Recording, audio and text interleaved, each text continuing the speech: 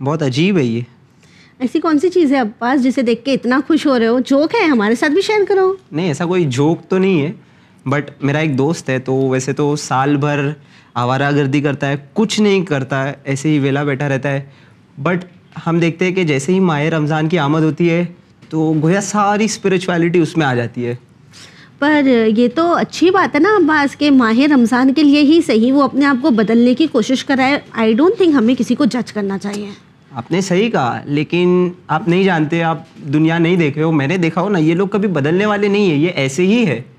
جو بھی ہے لیکن ٹھیک ہے نا, دیکھیں ججمنٹ ہمارا کام نہیں. اگر کوئی کچھ اچھا کر رہا ہے تو اسے اپریشیٹ کرو, موٹیویٹ کرو.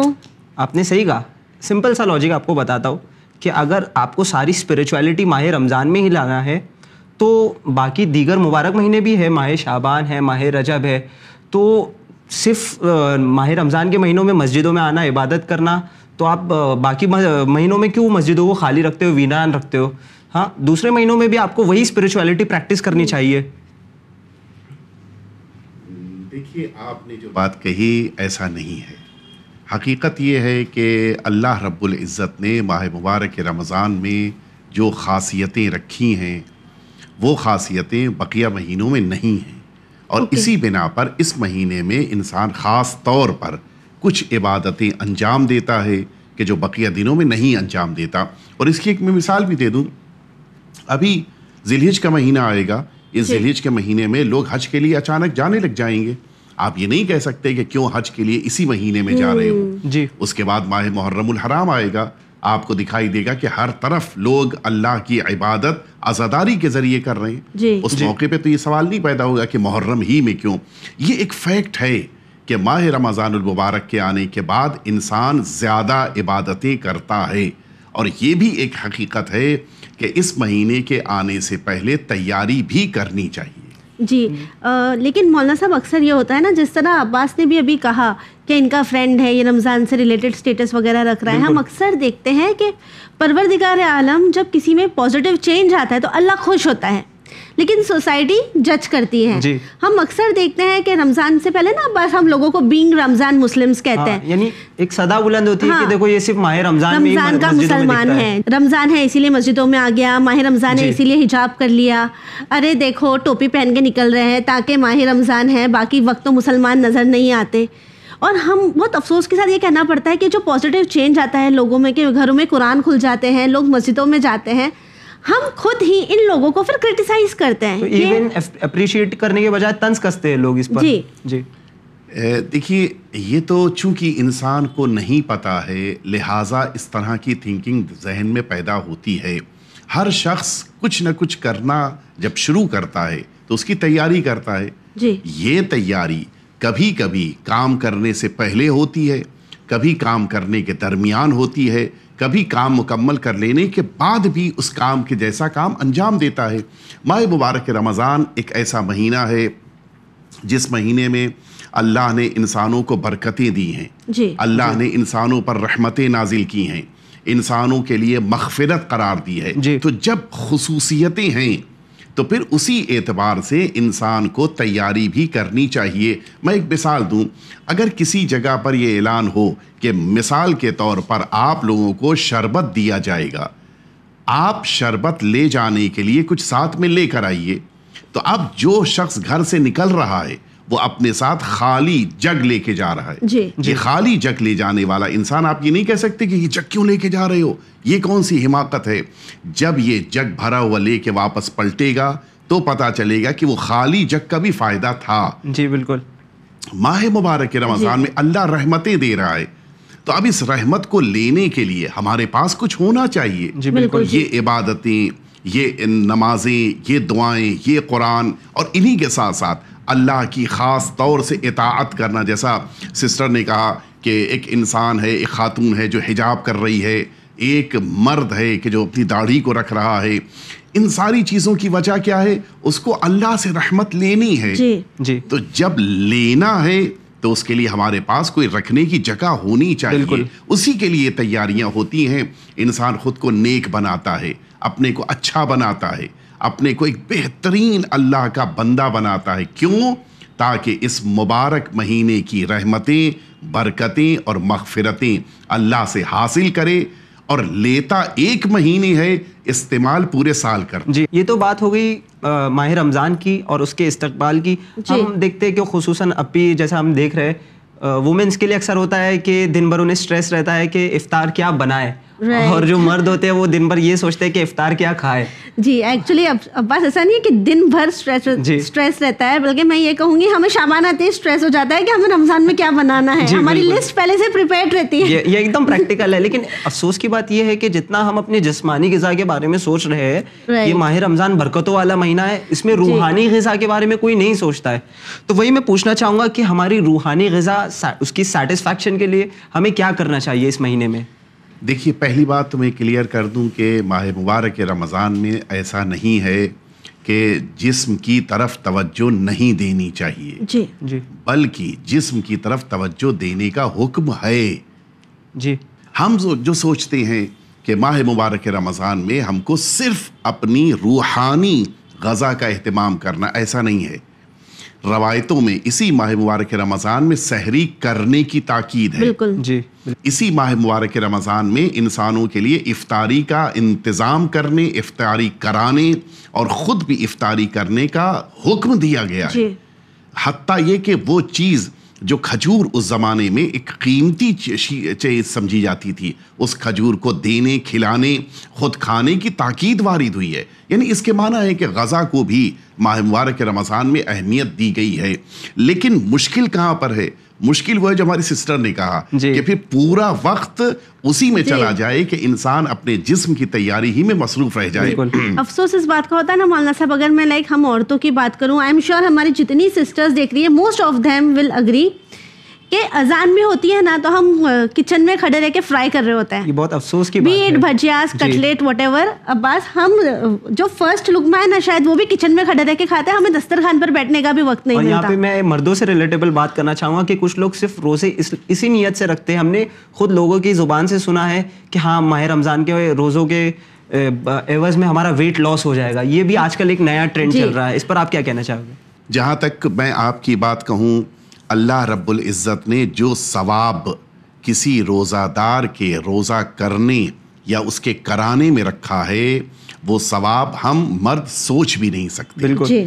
جو ثواب پروردگار عالم یہ کچن میں زحمتیں اٹھانے، اس گرمی کے ماحول میں روزہ رکھ کے افطاری بنانے والی خاتون کو اللہ اجر دینے والا ہے، اس کے بارے میں تو سوچا بھی نہیں جا سکتا. بالکل. یہ واقعاً ایک بہت بڑی قربانی ہے. لیکن سارا وقت کچن میں دینا یہ اصل پوائنٹ ہے کہ جس کے بارے میں ہمیں غور کرنا ہے کہ کیا واقعاً سارا وقت کچن میں دیا جائے یا کچھ وقت نکالا جائے بقیہ عبادتوں کے لیے. قرآن پڑھنا ہے، مثلاً تسبیح پڑھنی ہے، مثال کے طور پہ بقیہ اعمال کو انجام دینا، اس کے لیے بھی ہمیں وقت نکالنا چاہیے. لہٰذا آج کے دور میں بڑا آسان سا طریقہ ہے، انسان کو کوشش کرنی چاہیے کہ اپنے ٹائم کو اس طرح سے مینیج کرے کہ افطاری بھی تیار کر لے جائے، اور اذان کا وقت آتے آتے وہ دوبارہ مصلی پہ آ چکی ہیں وہ خاتون، اور اب اپنی تیاری کو مکمل کر لینے کی بنا پہ آرام سے نماز پڑھ رہی ہے. یہ انتظام آج کے دور میں بڑے آرام سے ہو سکتا ہے، کرنا چاہیے. جہاں تک وہ دوسرا پوائنٹ ہے کہ ہمیں کس طرح سے اپنی روحانی غذا کے لیے اہتمام کرنا چاہیے. ماہ مبارک رمضان میں خود روزہ رکھ کر انسان جو روحانی غذا حاصل کرتا ہے وہ اس کے بعد بقیہ چیزیں ایکسٹرا ہیں. جی بالکل. لیکن خود جو روزہ رکھ لیا اس نے، اس کی بنا پر خود اس کی روح کو جو تازگی مل گئی. میں ایک مثال دوں، نماز ظہر ہر سال پورے سال پڑھتا ہے انسان، لیکن یہی ظہرین کی نماز جب ماہ مبارک رمضان میں پڑھ رہا ہو اس کا انداز کچھ اور ہوتا ہے. بالکل صحیح. کیوں؟ اس لیے کہ اب اس کو نماز ختم کرنے کے بعد اپنے لنچ کی طرف نہیں پڑھنا ہے، اس کو ابھی موقع ہے اس کے پاس آرام سے تسبیح پڑھنے کا. نماز ظہرین پڑھنے کے بعد وہ ایک پارہ پڑھنے کو تیار ہے، نماز ظہرین کے بعد کئی تسبیحیں پڑھنے کو. کیوں؟ وقت میں اس کو برکت ملی. یہ خود بخود روزے کی بنا پہ جو برکتیں اللہ کی طرف سے ملتی ہیں ان کا کوئی حساب نہیں ہے. سحری کرنے کے بعد انسان نماز صبح سے پہلے مصلی پہ بیٹھا دعا کر رہا ہے، یہ توفیق سال بھر نہیں مل پاتی انسان کو. یہ ساری چیزیں خود انسان کی تربیت کے لیے کافی ہیں. ساتھ ہی ساتھ اب انسان کو کیا کرنا چاہیے، وہ تمام عبادتیں جو سال بھر نہیں کر پاتا اللہ نے اس مہینے اس کو زیادہ وقت دیا ہے. وقت سے مراد نہیں کہ 24 گھنٹے 26 گھنٹے ہو گئے, نہیں, بلکہ 24 گھنٹے میں بہت سے کام نہیں کرنے ہیں. تو اب جب نہیں کرنے تو وقت بچ رہا ہے. جب وقت بچا تو جو کام سال بھر اچھے نہیں کر پایا, ان سارے کاموں کو اس ماہ مبارک رمضان میں انجام دینا چاہیے. جی بالکل. ایک انسان اس ماہ مبارک رمضان میں جب قرآن مجید پڑھ رہا ہے تو اب یہ احساس ہے, دیکھیے آپ غور تو کریں, سال بھر قرآن پڑھنے کی بنا پر ایک سورے کے پڑھنے پر ایک سورے کا ثواب مل رہا ہے, ایک آیت کے پڑھنے پر ایک آیت کا ثواب مل رہا ہے. لیکن یہی ماہ مبارک رمضان میں اللہ نے ایسی برکت دے دی, ایک آیت پڑھنے پر پورے قرآن کا ثواب مل رہا ہے. یعنی جتنی آیتیں پڑھتا جا رہا ہے اتنے قرآن ختم کرتا جا رہا ہے. اس کے معنی ہے کہ جو سال بھر کی کمی تھی وہ اس ماہ مبارک رمضان میں اس کی بھرپائی ہو رہی ہے, اس کمی کو پورا کیا جا رہا ہے. اسی سے پتہ چلتا ہے کہ جب غذا ہم کو روحانی طور پر جو نہیں مل رہا تھا وہ بھی خدا دے رہا ہے, تو جسمانی طور پہ بھی یہی ہوتا ہے. بالکل. یہ ہماری مینٹلٹی بڑی عجیب سی ہے, ہم سوچتے ہیں کہ روزہ رکھیں گے ہمارا ویٹ گھٹ جائے گا. آپ یقین جانیں, اگر ماہ مبارک رمضان سے پہلے آپ نے اپنا ویٹ کیا ہے, عید آنے کے بعد آپ دوبارہ ویٹ کریں, آپ کا ویٹ لاس نہیں ہوا ہے بلکہ اس میں اضافہ ہی ہوا ہے. اس کا ریزن یہ ہے کہ بقیہ دنوں میں جب ہم نے کھایا کوئی گارنٹی نہیں ہے کہ وہ ڈائجسٹ ہو جائے. لیکن ماہ مبارک رمضان میں جو کھایا ہے وہ تقریباً 99.9% ڈائجسٹ ہو جاتا ہے, اور ڈائجسٹ ہونے کے بعد ہی انسان کو طاقت ملتی ہے. یہ جو ہمارے ذہنوں کی فکر ہے کہ ایک انسان ماہ مبارک رمضان میں روزہ نہ رکھنے کی بنا پہ کمزور ہو گیا, ویک ہو گیا, ویٹ لاس ہو گیا, ایسا کچھ نہیں ہوتا. جی بالکل. اور یہاں پہ میں کہنا چاہوں گا کہ along with weight loss comes another concept that is کہ دن بھر کا روزہ رکھا ہوا انسان جیسے جیسے افطار کا وقت قریب آتا ہے تو اس کا غصے کا پارا جو ہے اپنے آپ چڑھتا جاتا ہے, اور یہ ہر گھر میں یہ پرابلم ملتی ہے. جی اکثر لوگ یہ بھی کہتے ہیں نا, مسلمس کے لیے کہا جاتا ہے کہ انہیں رمضان میں چھیڑنا نہیں چاہیے, ان کے پارے چڑھے ہوئے ہوتے ہیں, انہیں بہت غصہ ہوتا ہے. جی جب انسان یہ سوچتا ہے کہ ہم نے روزہ سامنے والے کے لیے رکھا ہے تو پھر غصہ کرے گا اور اس پہ اپنے غصے کو اتار دے گا, لیکن جب یہ احساس ہوگا کہ اس نے روزہ اللہ کے لیے رکھا ہے, کسی پر احسان نہیں کیا ہے بلکہ روزہ رکھ کے خود پر احسان کیا ہے, تو دوسروں کے ساتھ غصے سے پیش آنے کے بجائے نرمی سے پیش آئے گا, یہ سوچ کر کہ میں نے اللہ کے لیے روزہ رکھا ہے, اس بندے کے ساتھ میں اچھا سلوک کروں گا, اللہ مجھے مزید عطا کرے گا. بالکل. اگر یہی ہمارے مائنڈ سیٹ مولانا صاحب چینج ہو جائے تو انشاءاللہ ہم تمام کے دل اللہ سے زیادہ اٹیچ ہو جائیں گے. بلکہ برعکس ہے, میں ایک جملہ کہنا چاہوں گا, اللہ رب العزت کا مہینہ ہے, یہ اللہ کے مہمان ہیں, اور اللہ کو یہ بہت زیادہ پسند ہے کہ انسان اللہ کے بندوں کو معاف کرنے کا جذبہ پیدا کرے. ماہ مبارک رمضان میں سب سے بڑی عبادت یہی ہے کہ دوسروں کی برائیاں, دوسروں کی کمیاں, دوسروں کی خطاؤں کو معاف کرنے کا جذبہ پیدا کر لے. دنیا میں کوئی معصوم تو نہیں ہے اہل بیت اطہار کے علاوہ. یہ انسان جو خود گناہ گار ہے, جب وہ دوسروں کے گناہوں کو معاف کرے گا, دوسروں کی خطاؤں کو صرف نظر کرے گا, خدا اس کے گناہوں کو معاف کرے گا. لہٰذا اس مہینے کا ایک بہترین عمل یہی ہے کہ دوسروں کو صرف نظر گناہوں کو معاف کرے, دوسروں کی طرف سے اللہ کی بارگاہ میں آ کے خدا رب میں نے اسے معاف کر دیا, یہ ایک بہت بڑی بات ہے. جی بالکل. یہاں پہ میں کہنا چاہوں گا آپا کہ معاف کرنا تو دور کی بات, سماج کا یہ عالم ہے کہ اگر افطار کے ٹائم اسے کوئی ہلکا سی چھیڑ بھی دے تو اس کے اوپر فائرنگ ہو جاتی ہے. بالکل ٹھیک کہا تم نے. اور صرف ایسے ہی نہیں ہوتا, یہ بھی ہوتا ہے نا کہ ہمیں افطاری بھی گرم گرم چاہیے, اگر وہ ٹھنڈی ہو جائے گی تو بھی مسئلہ بن جاتا ہے. تو ان چیزوں کو ہمیں اوائڈ کرنا ہے. نہیں, تھوڑا انسان کو اپنے اندر تحمل کا جذبہ رکھنا چاہیے, اور جہاں ہم نے 12 گھنٹے 10 گھنٹے 9 گھنٹے صبر کیا, 10 منٹ اور صبر کر لینا چاہیے. فیملی کا بھی رول ہے کہ جو خاتون وہ بھی دن بھر ساتھ میں روزہ رکھی ہوئی ہے, چاہیے کہ اسے بھی ساتھ میں اپنے ساتھ افطار کے ٹیبل پہ بٹھائے. بالکل ٹھیک ہے, ایبسلیوٹلی. اور آخر میں بس آپ سے مولانا صاحب یہی جاننا چاہیں گے کہ جہاں ہم اس مہینے کی فضیلت کے بارے میں جان رہے ہیں, وہیں یہ ایک ایسا مہینہ ہوتا ہے جہاں بچوں کو بھی اللہ سے قریب کرنے کا ہمیں بہت موقع ملتا ہے. ٹھیک ہے, وہیں افسوس اس بات کا ہوتا ہے کہ چھوٹے چھوٹے بچے جو 3 سال کے ہوتے ہیں, 4 سال کے ہوتے ہیں, جو ابھی چیزیں سمجھ رہے ہوتے ہیں, پیرنٹس کیا کرتے ہیں, انہیں فورس کر کے روزہ رکھواتے ہیں. بچے پریشان ہو جاتے ہیں, بھوکے پیاسے کیسے کیسے کر کے مغرب کی اذان کا ویٹ, شاید سب سے زیادہ ویٹ یہی بچے کرتے ہیں کہ بس اذان ہو جائے اور میری امی مجھے پانی دے دے. ٹھیک ہے، پھر ہم ان بچوں کا فوٹو نکالتے ہیں واٹس ایپ اسٹیٹس پہ بڑی خوشی سے ڈالتے ہیں آج میرے بچے نے روزہ رکھا ہے، اور پھر وہ بن جاتا ہے ایک کمپٹیشن. دیکھا ہوگا نا بس کے فلاں کی بچی نے روزے رکھی، دوسرے بچہ ہاں تو اب میں بھی میری بچی کو روزہ رکھواؤں گی. ہم یہ نہیں دیکھیں گے کہ اس کی عمر کتنی ہے. جی، تو یہ نظریہ کس حد تک صحیح ہے اور کس حد تک غلط ہے؟ آپ نے جو بات پوچھی ہے، جو سوال کیا ہے، اس کے 4 پارٹس ہیں. سب سے پہلا پارٹ یہ ہے کہ کیا بچوں کو روزہ رکھنا چاہیے.